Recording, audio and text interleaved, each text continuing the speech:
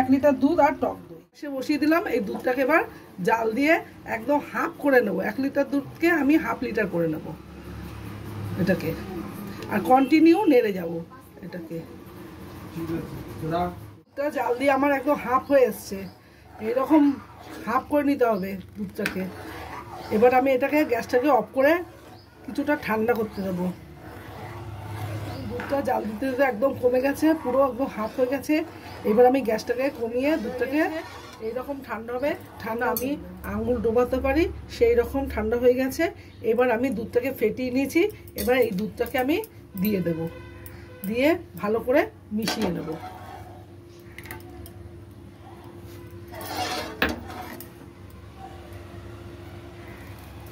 মিশিয়ে নেব।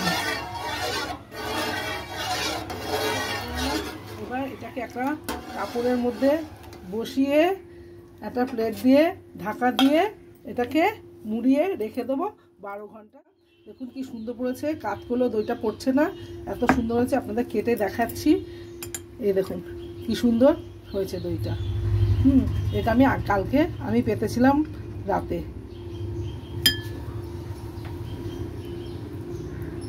আপনারাও এইভাবে দই পাতলে খুব সুন্দর ঘরে বসে আপনাদের এত সুন্দর দই হয়ে যাবে। এটা আমি টক দই করেছি। আপনারা যদি চান মিষ্টি দই করতে, এর মধ্যে চিনি, দুধ জাল দেওয়ার সময় যখন জাল হয়ে আসবে তখন চিনি দিয়ে দিলেই এটা মিষ্টি দই হয়ে গেছে, ঘরেই টক দই।